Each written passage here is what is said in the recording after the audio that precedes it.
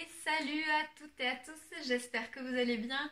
Aujourd'hui je vous retrouve pour vous parler de cosmétiques naturels avec les poudres de plantes, les poudres ayurvédiques, comment on peut les utiliser en tant que shampoings végétaux, quels sont tous les bienfaits pour nos cheveux et comment les utiliser. Donc je vais vous faire un peu le retour d'expérience moi de mon utilisation, ce que j'ai retenu, les bonnes choses à faire, les mélanges possibles et surtout quels sont les bienfaits de ces plantes-là.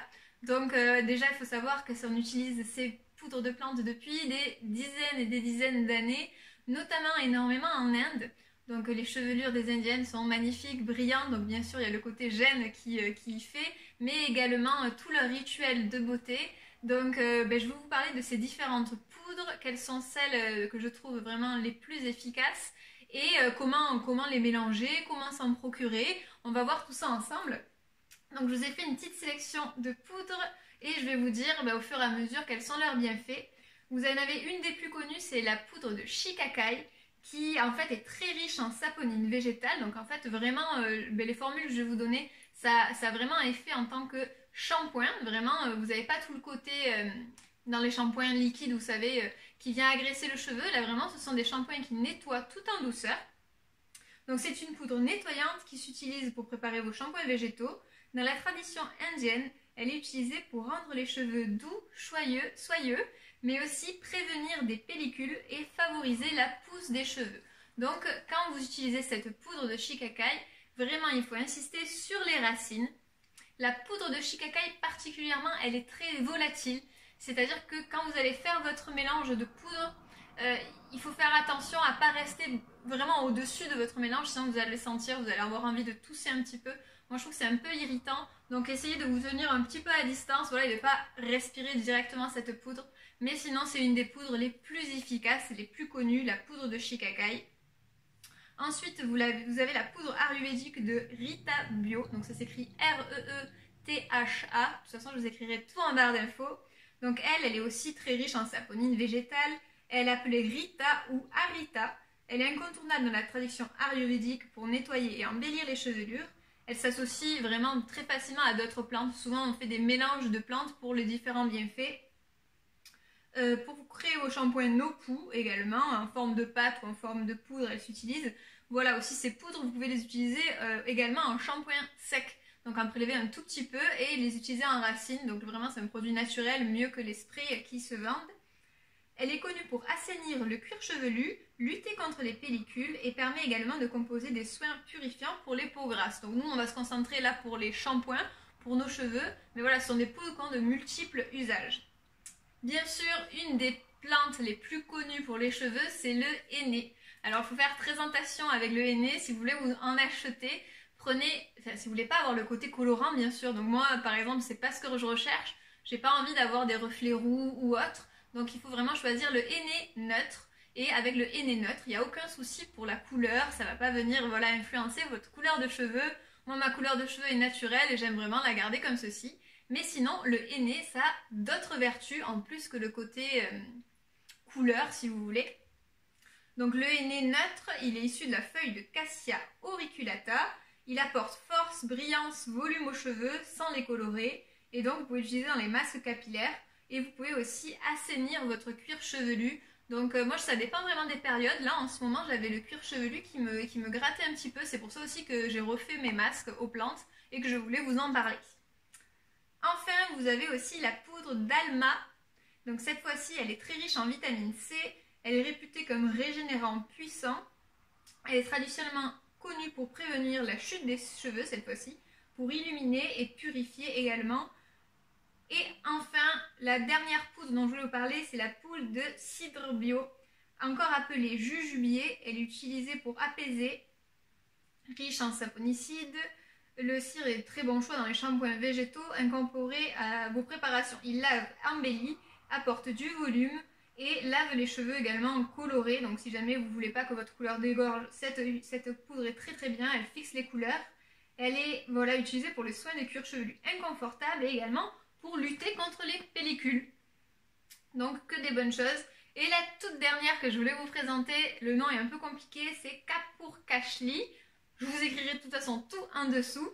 Celle-ci aussi, elle est vraiment très efficace. J'ai vraiment de très bons retours sur cette poudre-là. En fait, c'est une espèce de gingembre sauvage qui est utilisé traditionnellement en Asie. Très riche en antioxydants, pourvu de vertus fortifiantes, cette poudre est l'ingrédient idéal dans vos soins capillaires. Elle est réputée pour rendre les cheveux plus épais et brillants, stimuler la pousse tout en ayant une odeur plutôt agréable. Puisque voilà, il faut savoir quand on utilise des poudres de plantes, eh bien vous n'allez pas retrouver les odeurs évidemment des soins conventionnels que l'on trouve, mais vous pouvez toujours ajouter dans vos mélanges des huiles essentielles si vous le souhaitez, tout en avant de rajouter chaque fois des huiles essentielles, il faut bien tester sur votre peau pour savoir si vous les tolérez. C'est valable aussi avec vos mélanges de poudre, hein, toujours avant de l'appliquer sur le cuir chevelu, surtout si vous avez le cuir chevelu sensible. N'hésitez pas à faire un petit test, soit à l'intérieur de la main, du bras, pour voir pendant quelques minutes comment votre peau réagit. Moi, j'ai jamais eu de soucis, mais j'ai pas non plus de problème avec des huiles essentielles, mais je préfère le prévenir. Également, si vous êtes enceinte, n'utilisez pas d'huile essentielle, je pense que vous le savez. Maintenant, comment on utilise ces poudres et surtout, voilà, donc quelles sont les différentes techniques à bien faire. Si vous débutez, sachez que sur Aromazone, on trouve vraiment des poudres très, très facilement, des mélanges déjà tout faits. Sinon, je trouve des poudres dans mes boutiques bio, en Biocoop, en petits magasins bio. Et sinon, je voulais vous présenter sur Aromazone un mélange qui est top, qui est le mélange shampoing végétal neutre, qui en fait mélange voilà, la poudre de shikakai, la poudre de Rita, le henné neutre, l'amla, le kapurkashli, et en fait vous avez déjà là votre mélange qui est tout fait, donc c'est plutôt pratique, un gain de temps énorme. On vous donne un petit peu le dosage, et moi j'aime bien rajouter à ce mélange là quand même encore quelque chose qui est de la guimauve en poudre. Je sais pas si ça vous parle, la guimauve en poudre, on ne parle pas là des bonbons évidemment. C'est donc une poudre de racines de guimauve qui permet donc de préparer soit des masques, soit qui rajoute un petit côté soin dans vos préparations de poudre pour les shampoings végétaux. Parce qu'en fait, moi j'ai les cheveux secs et si je mets que ça, que ce mélange de poudre là, eh bien mes cheveux vont pas trop apprécier, surtout les pointes, ça va faire le côté un petit peu paille, ça va être dur à rincer, je vais pas avoir mon côté, comment on peut dire, un peu gainant aussi les cheveux. Donc la petite poudre de guimauve, elle est vraiment bien pour ça, elle a des propriétés apaisantes et adoucissantes.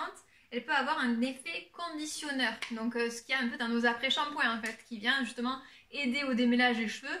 Donc moi ça je suis plutôt pour, et donc il suffit d'en rajouter un tout petit peu dans vos préparations, soit pour faire vos masques, ou pour rajouter le côté gainant de vos shampoings végétaux. Donc comment je m'y prends, parce que du coup il y a une petite technique. Vous prenez un bol, si possible, pas de bol en fer et également pas de cuillère en fer inox, puisque c'est pour les poudres de plantes, c'est pas terrible. Il vaut mieux. Certains disent que ça neutralise en fait certains effets des plantes, donc soit en céramique. Moi, quand je l'ai fait hier, je vous mettrai une petite photo. Je l'ai fait dans un bol en verre, tout simplement. Donc vous prenez un bol, une cuillère en bois toujours. Pour le dosage, moi je mets 3 cuillères à soupe, voire un poil plus, enfin des cuillères en soupe bien remplies de mon shampoing végétal. Donc soit vous achetez ce mélange, hyper facile pour débuter, il y a vraiment plusieurs poudres, soit vous sélectionnez vos poudres préférées, je vous en ai listé quelques-unes. Vous pouvez mettre tout simplement 2 poudres seulement, si vous avez juste celle de shikakai et de kapurkashli, il n'y a aucun souci, ou du henné neutre en plus. Vous mélangez donc 3 cuillères à soupe de poudre ayurvédique et une cuillère à café, ou moi hier j'ai mis une demi-cuillère à soupe de poudre de guimauve. En plus de ça, c'est toujours bien d'ajouter, donc vous pouvez juste faire ça et mettre un peu d'eau chaude, enfin d'eau tiède pour vraiment faire votre petite pâte. Moi en plus j'ai mis de l'aloe vera, donc là c'est l'aloe vera d'Aromazone. J'en ai mis combien de l'aloe vera? J'ai mis un peu au pif en fait, selon la consistance que je voulais avoir. J'ai dû mettre, je pense, une cuillère à soupe d'aloe vera. En plus de ça, vous pouvez ajouter soit un yaourt pour avoir le côté hydratant, soit, moi j'avais pas de yaourt hier, donc j'ai pris de la compote, ça marche aussi très très bien. Je sais qu'il y a Mi Naturel qui fait souvent des masques avec de la compote, et bien ça marche très très bien. Moi c'est la première fois que je l'ai fait hier, aucun souci. La compote, j'ai dû mettre quoi? 2 cuillères à soupe à peu près, et puis de l'eau un peu tiède pour former votre pâte jusqu'à ce que vous ayez la consistance qui vous plaise. Donc je vous mettrai moi la photo de mon dernier masque.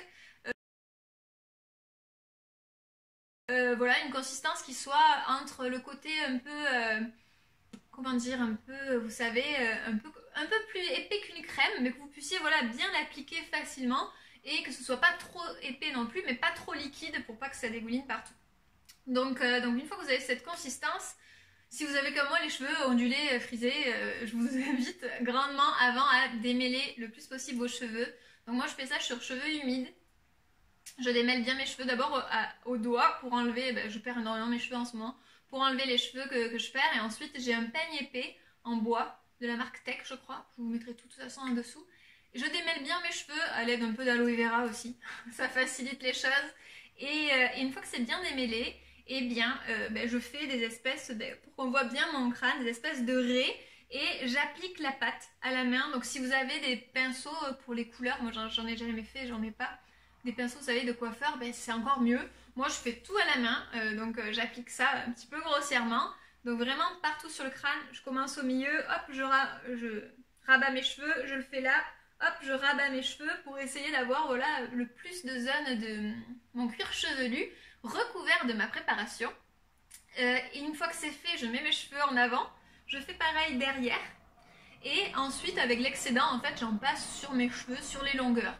Pour tout l'excédent, pour que j'ai vraiment, voilà, j'insiste vraiment bien sur le crâne. N'hésitez pas, c'est le moment aussi pour bien masser votre cuir chevelu. Si vous voulez avoir voilà, le côté pouce accentué, moi en ce moment je perds énormément mes cheveux. Alors on dit que c'est la saison, je pense que le stress aussi de la période que l'on vit en ce moment ne facilite pas les choses. Donc voilà, si vous voulez avoir le côté un petit peu gainer votre cuir chevelu et relancer, stimuler la pousse, n'hésitez pas à bien masser, alors ça fait du bien en plus, mais là avec votre préparation de masque, c'est encore mieux de bien masser votre cuir chevelu. Et puis, j'ai lissé sur les longueurs, hop, je me suis entourée, je me suis mis une barrette, j'ai fait une espèce de chignon sur la tête. Vous n'avez pas un air le plus glamour, c'est pas grave, c'est pas le but. Vous laissez poser à peu près une demi-heure. Comme on a le côté soin, c'est bien de laisser poser un peu plus longtemps. Si vous voulez faire juste un shampoing végétal, vous le faites 5-10 minutes et puis vous rincez. Mais là, comme j'avais mis pas mal d'actifs, de l'aloe vera, voilà, j'avais bien envie de laisser un peu plus tout cela agir. Et puis ensuite vient le moment de rinçage. Alors moi, je le fais la tête en bas dans ma baignoire pour vraiment bien nettoyer tout le crâne. Ça prend un peu plus longtemps que si c'était un simple shampoing, évidemment. Mais franchement, j'étais agréablement surprise. Moi, je pense que c'est le fait que je mette un petit peu de poudre de guimauve fait que j'ai pas les cheveux hyper rêches, hyper secs. Parce que du coup, j'avais peur quand on l'applique. Après, quand ça sèche, vous avez vraiment l'impression d'avoir du crin sur la tête. Ou vous savez, un petit peu comme quand on fait des masques d'argile. Vous voyez, quand ça sèche, ça faisait un petit peu vraiment cartonneux. Donc j'avais un petit peu peur de mon rinçage. Je me dis, je vais jamais pouvoir me débarrasser de tout ça. Et en fait, il n'y a aucun souci, ça part très bien. Et même vos cheveux sont doux. Vos mains également. Moi, j'ai vu ça une fois que j'ai appliqué sur ma tête, que j'ai fait sécher. Je me suis rincé les mains et j'ai les mains hyper douces. Donc vraiment, ces plantes, c'est que ça n'a que des bienfaits. Ça se rince hyper bien. Ça prend juste un peu plus de temps. Quand vous voyez que l'eau elle est pas claire, continuez à bien rincer. Et je n'ai pas eu besoin après de faire de soins. Je sais que j'ai déjà vu des retours de d'autres personnes qui, quand même, après leurs soins végétaux, faisaient des après-shampoings pour quand même retrouver le côté cheveux lisses. Et bien, moi, j'ai même pas eu besoin de faire d'après-shampoing. Mes cheveux, vraiment, je sentais qu'ils étaient propres, assainis et doux. Donc, ça leur a fait vraiment du bien. Donc voilà, je voulais vous partager cette petite recette. Je vous mets tous les liens en dessous de la technique que j'ai utilisée. Des produits que j'ai mentionnés aussi. En tout cas, je ne sais pas si vous réalisez des shampoings à base de poudre de plante. N'hésitez pas à me dire lesquels vous utilisez juste en dessous. Je serais hyper curieuse de découvrir ça. Si c'est une découverte pour vous, n'hésitez pas à me dire ce que vous en pensez aussi. Ça me fera plaisir. Évidemment, si vous n'êtes pas abonné à la chaîne, n'hésitez pas à vous abonner. Il y a un petit concours en ce moment pour les abonnés qui est en place. Donc, je vous invite à aller le voir si ça vous tente. Il y a plein de jolies choses à remporter. Et puis voilà, j'espère que ça vous aura plu. Je vous dis à très bientôt et une belle journée à vous.